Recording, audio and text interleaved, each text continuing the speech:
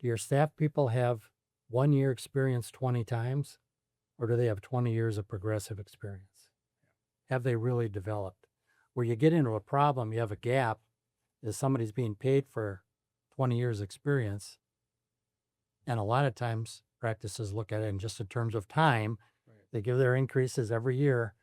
It really should be a pay for performance basis. And we'll get to that, I think, in another podcast. But um, those are challenging times because that employee, I've got 20 years experience, but they've been doing the same thing. They haven't stepped out of that mold in all that time. And they're not going to help you move the practice forward. Yeah. So that's really something to keep in mind.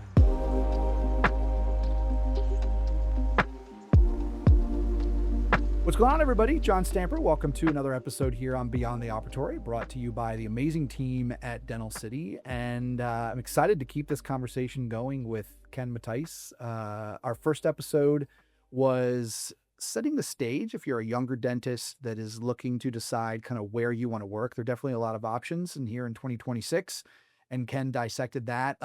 Episode 2 with Ken, well, we got into purchasing a practice and this checklist that he's put together that you want to look over. Very, very informative and very high level in regards to the things that you need to think about when you're purchasing a practice. And a lot of it was without the emotion. And then towards the end of that episode, Ken got into some of the details of how important it is to really recognize the emotional part of purchasing a practice. So you want to go back and watch that. In part 2 of purchasing a practice, we're going to get into some of the due diligence that you can do with a lot of the different systems in the practice, right? Revenue stream, the people, things like that. And I know, Ken, you want to get into more of the details of this because not only is this good, like you were mentioning, for the purchasing of the practice process, but this work and the time that you put into this can also help you build your business plan moving forward. That's right. So Very important. welcome back. Thank you. Good to be here. All right, so the first thing that I want to dive into, Ken, as we get into a little bit more detail on purchasing a practice, is one of the most important pieces, right? There's a lot of elements that are important, and that is that revenue stream diligence. And there's a lot of different aspects to this. So let's kind of dive into that and the way that you like to advise someone who's purchasing a practice and how they should go about this. Sure. I think there are the various aspects. When you split out revenue stream, it's important to look at trends. It's important to look at procedure mix. It's important to look at productivity. So let's take a look at trends for the moment. We look at least 5-year trends for our practices. And the important thing there is to discern what revenue changes are due to fee changes, what revenue changes are due to procedure mix changes, like additional procedures, what changes are due to productivity enhancements. And you can break all that down to get a general sense of what's going on in the practice.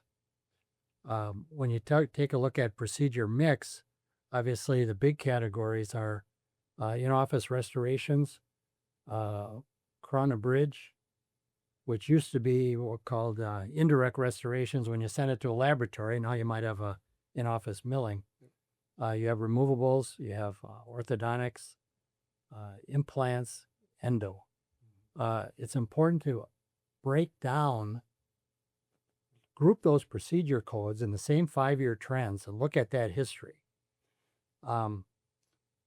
Let's just take an example. A big part of a selling dentist revenue stream might be endodontics. Well, maybe that's not an area that you want to spend your time in. Right. Well, you've got to peel that endo revenue out of there in your financial models.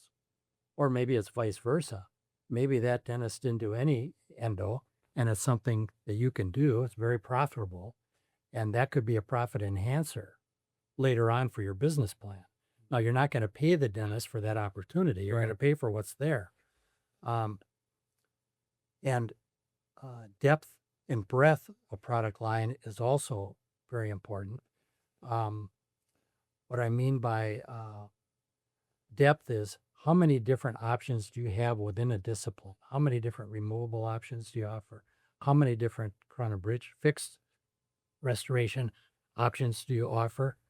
Um, Functional versus cosmetic. That's another thing to pair up to understand what the selling dentist offered versus what you can offer and where the hidden opportunities might be, where the slam dunks might be for you. Um, and Productivity is the next aspect of revenue that's vitally important. How about how insurance is connected to all of those as well? Insurance affects everything Yeah. in terms of your net revenue, your collections. Yeah. You know, I've been speaking in terms of productivity, and that's the way I think about it as a dental CPA. Is top line productivity is what drives everything, but obviously you're going to have discounts and adjustments for whatever reason that are going to get down to net revenue and collectible revenue. Yeah. Um, the in the productivity on the productivity side of that, it's really important to take a look at what their productivity per hour is, what the productivity per patient is, things like that, that you can gauge, have a baseline, engage that. So that whole revenue line is much more than one collections number on a P&L statement. Have you seen in your experience, I want to get into cost diligence next, but I wanted to ask you because this revenue is such a big piece of it. Have you seen a dentist that was looking to purchase a practice and they got excited about it for a host of different reasons? Maybe it was the right location, maybe, who knows, right? Mhm. But then they dug into this revenue stream part of it and it just didn't match up. And because of that, like it obviously, caused them not to purchase. Yes, and also it caused them not to purchase or cause them problems after they purchased it. And that's why it's so important to understand what's driving it. What was that selling dentist really good at? Where did he or she make their mark? And I can't say that we've had a practice a no-go decision based on that, but we've had a couple situations that really gave them pause Yeah. to make sure that the rest of the situation was favorable enough to overcome that, if that's a weakness. Yeah. All right, so let's talk a little bit about cost diligence. No secret in dentistry, overhead can tend to be one of the most expensive things on the P&L. But what are some things along the lines of that are important for everybody watching this and listening to this to know about cost diligence? Yeah, I'd like to take a minute to talk about the word overhead. Overhead is a term that's widely used to refer to all the expenses in the dental practice, and it's, I think, misunderstood. And in looking at a practice that's a senior practice, been around a long time, buildings paid for, equipment's paid for, fully depreciated, no loans are being paid off. Overhead can be very low. So you can look at buying a dental practice that's got really low overhead. Well, that could also be a red flag because that might indicate that reinvestment is not taking place, Right. that the equipment technology is old, that the staff is underpaid, right? So just in terms of that general term of overhead, that can be misunderstood. So be careful with that. I just encourage our listeners, our viewers, to be really careful with that. When you really dig into the expense structure of a dental practice, you have fixed expenses and you have variable expenses. And that's really the right way to look at the expense structure in a dental practice. Fixed expenses are things like rent, insurances, property casualty insurance, all your building maintenance items, things like that. Fixed expenses also include probably a good portion of the dental team. Those wages and benefits are going to be there regardless of volume. Right. Right. So I'd say a lot or most of the expenses in a dental practice are fixed, but they're of a different nature. Variable expenses are things like your lab fees, your supplies, things that variable, based on the production level of your practice, Right. up and down. Lab fees, if you're using a dental lab, those are variable because they're attached to volume, Mhm. up and down.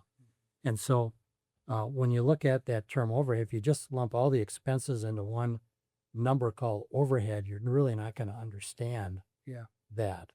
I referred to this a little bit before, and we'll get into this a little bit more in staffing. Um, Too low overhead can be a red flag for you. Yep. So be careful with that. Yep. And be careful once you buy a practice to be constantly driving to an overhead expense number that you can tell your friends your overhead is X, because that doesn't mean anything. It's so Yeah. different Yeah. from practice to practice.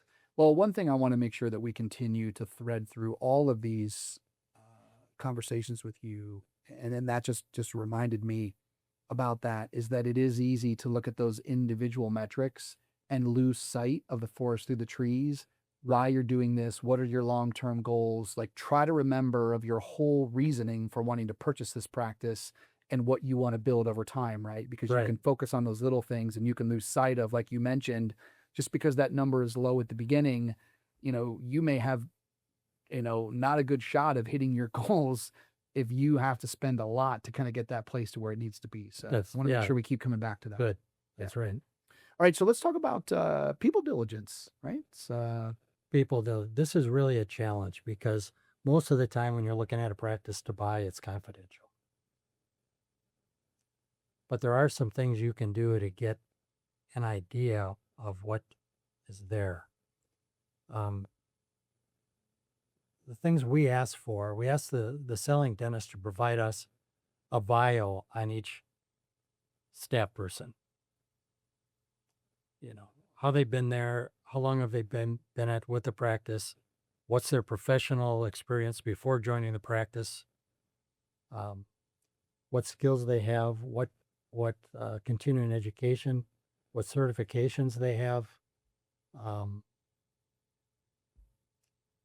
the relative importance of each person on the staff with regard to the other people on the staff. Who are the internal leaders? Who are the go-getters on the team? What's kind of the personality or the work personality, if you will, of all the staff people?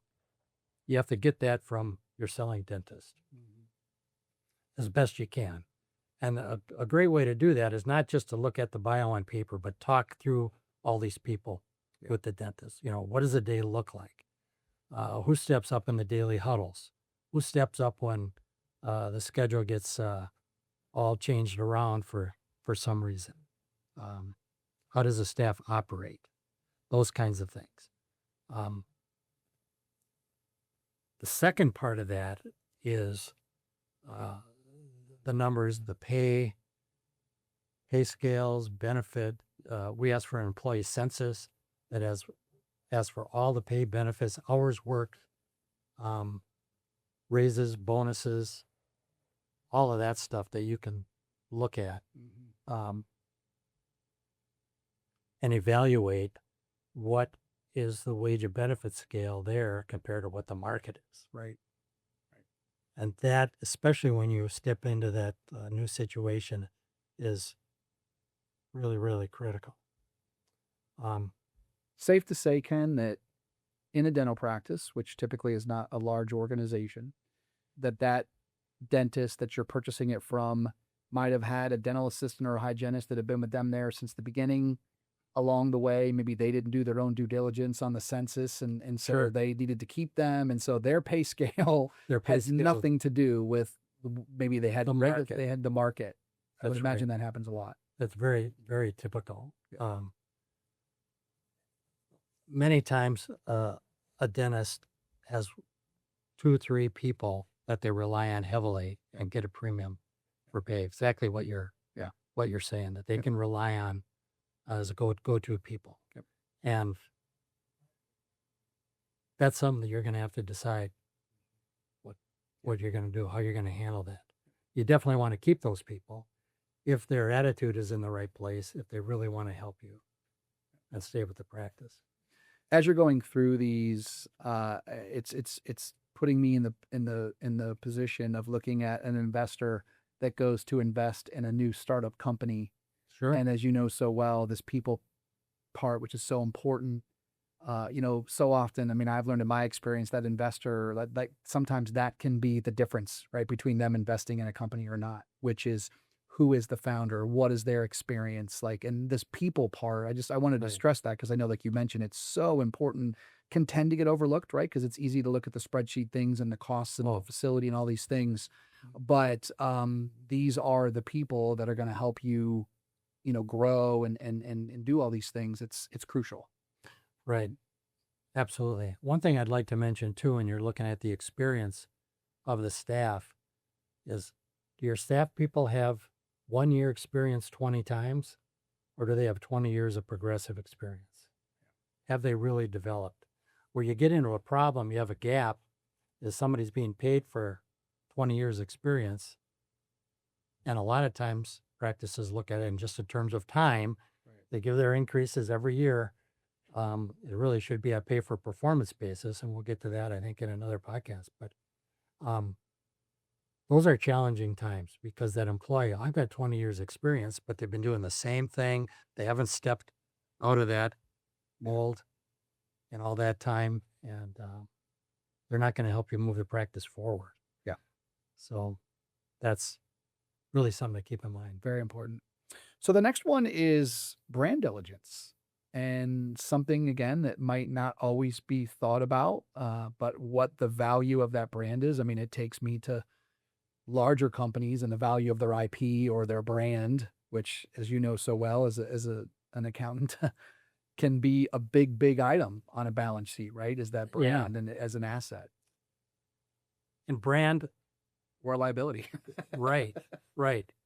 And whether you know it or not, whether you like it or not, brand exists for a dental practice. Yeah. And it's very important for a dental practice.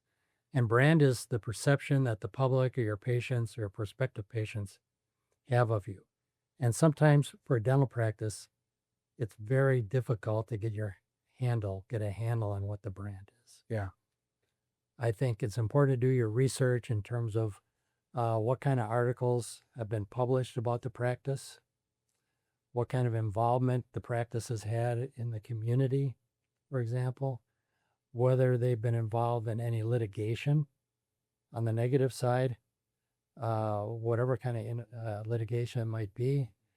Has the dentist or have the dentist or the staff members been in compromising positions of any kind where that could be held over your head? Obviously, you're going to look at the ads, your social media posts, your website, all of that stuff too. That's going to give you an idea of what the practice is trying to project their brand to be. But it's not necessarily going to tell you how they're perceived. So reviews are really important. Yeah. If there's a way to talk to some people in the know, and this is all confidential, it's not like you can talk to other dentists in the neighborhood, and find this out, but you've got to try and find out whatever you can do to determine what kind of reputation. Maybe in this case, reputation is the biggest key to that. What kind of reputation do they have? Yeah. And what kind of patient churn do they have? You can run reports that say, here's our patient. They've been a patient since their first visit was back in whatever. If there's a lot of patient turnover or employee turnover, those would provide some good clues to what their brand is. Yeah. Well, and safe to say, Ken, that there's a positive element to this, is that if you do that due diligence and a lot of those things that you spoke about are, the reputation is very good. You as the dentist coming in purchasing this practice, that's a huge plus, right? I mean, I Yes. think of college basketball coaches that have run programs or college football coaches, and then you have that new coach that comes behind them, right? I mean, there is an element of them kind of stepping into that brand that coach, or in this case, that practice owner, has established in that community. And there's value to that. And in some cases, it puts a little bit of wind behind your sails. I would think that would Well, it kind of sure help does. you really get started. I mean, you have to step into those shoes, which there's challenges there, but there certainly are some advantages, like you mentioned. And I think I'm just sharing this because it's important, like you mentioned. Right. This is a big piece of that due diligence. Yeah, it is. And it's kind of easy to mess it up when you're going to be under the microscope Right. with your team, and your team members know all kinds of people in the community. Yeah.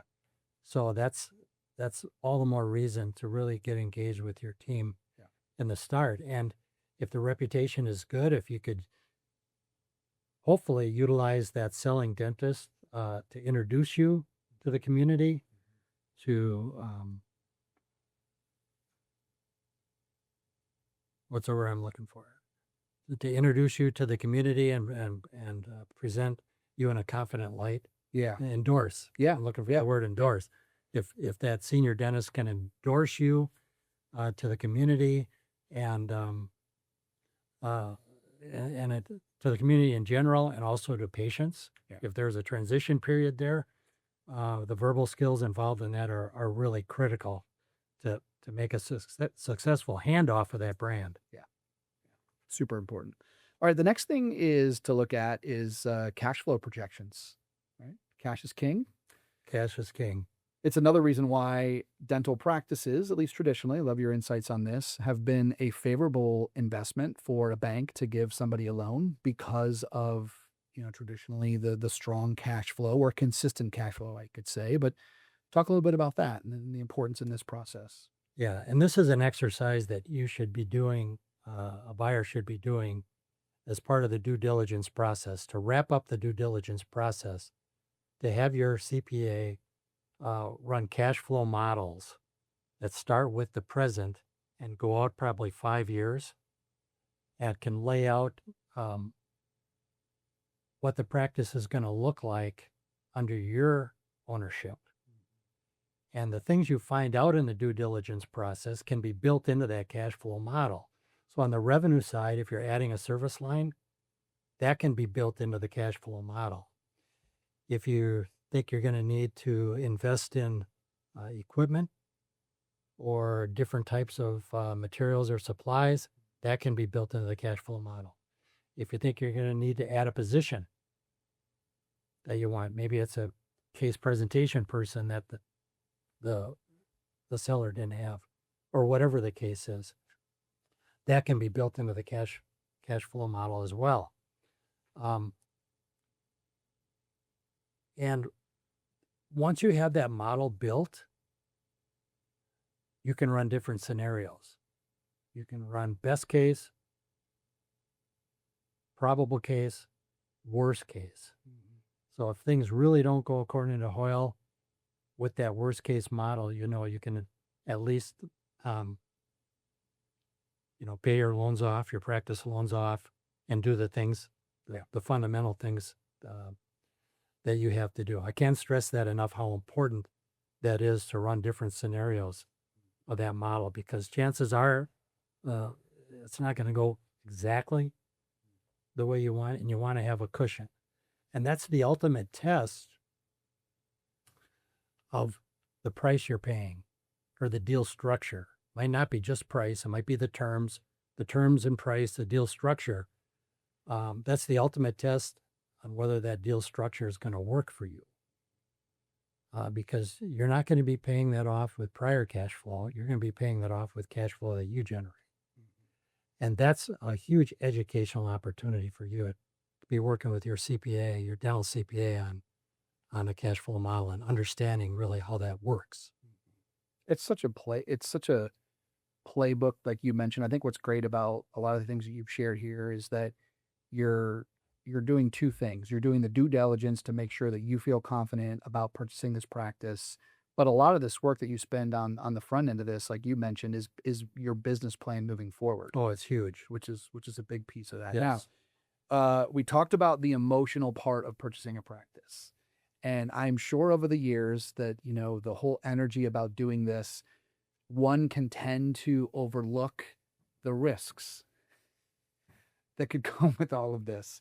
And you've gone through a lot of great things, but let's talk about that, right? I mean, it's if you don't throw this into the mix as part of this due diligence process, you could be, in a situation you have some blind spots that you're just not looking at. Right. Yeah. Again, the dental practice is like any business. There's risks. You look at external risks, you look at internal risks. External risks would involve major concentrations of patients with one employer, for example. Yeah. What if that employer cuts back or leaves town? You have economic risks. I'm just talking about external risks now. You've got local community, concentrations of patients with employers. You have the overall market and consumer confidence. If that tanks, there's some major disruption in economics or Well, we went through this 5 violence years or ago war or whatever. with COVID. Yeah, And- COVID. and- I mean, who would have thought COVID? I mean, Yeah, and it was a very interesting time because it was on nobody's radar. right. I mean, I remember I had my house was in contract to be sold, and a dentist was going to purchase it. And, the day after the world shut down, in March of 2020, he called me and he said, John, I don't know what's on the other side of this. Can we get out of this contract? And so Right. that was something that a lot of people did not plan for. The cost that they were going to need to have on the infection control. It's just, these are one of these things. And as you know, Ken, you can't plan for all of this. But what have you learned? I mean, I think as we kind of close out this episode, when risk is a good way to do it, what have you learned is a good process for a dentist who's going to purchase a practice to manage this risk, many of which sometimes is unknown? Right. I think, first of all, to be aware, to have a great team surrounding you, especially in a case like that, a banker who understands dentistry. Yeah. And can work with you on that. To have backup plans, to set your priorities. For example, and the biggest internal risk is losing team members. To just kind of have a mental game plan that says, okay, if I lose somebody, if I lose this person, this is the direction I'm going to go. And I think to realize that you've got external resources that can help you and that they're not going to take your name away. Yeah. If something happens, you're going to work your way through it. Rely on your skills, your self-confidence. You've got a lot of confidence in yourself. Ultimately, things will work out. Yeah. Stay the course. Yeah. And stick to your principles. Well, I can tell you that both of these episodes, this one and the prior one, are definitely a great roadmap for someone purchasing a practice. So I would encourage all of you, if you just landed on this one, go back and watch the previous one that we did with Ken, where he kind of started this and laid out a lot of the basic things that you need to do when purchasing a practice. I mean, I think the information here is invaluable, and I'm excited about it, Ken, because I'm encouraged that we are in a time where purchasing a private practice, it kind of feels like an option again, right? Not that it never was an option, but Right. I'm just, Right. It kind of gets overshadowed by all the other does. things going on. it does. And private practice is just a great, fulfilling Yeah. Career. Awesome. Well, thanks for the roadmap. And in our next episode with Ken, we're going to get into looking at things, culture and team, but it's going to be through the lens of, his experience as an accountant, maybe kind of looking again at the business side of dentistry, and more importantly, some details on the financial impact of practice and culture. And maybe we'll actually try to put some numbers around the importance of having a strong culture. So I hope you tune into that next episode. Again, if this has been valuable for you in your dental practice, the Dental City team would love to have you subscribe if you're watching this on YouTube, and of course, listening to it on Spotify and Apple. Download, and we'll be sure to get these to you each time we upload a new one. So Ken, thanks for your time. You're welcome. Great being with you. Thanks, everybody.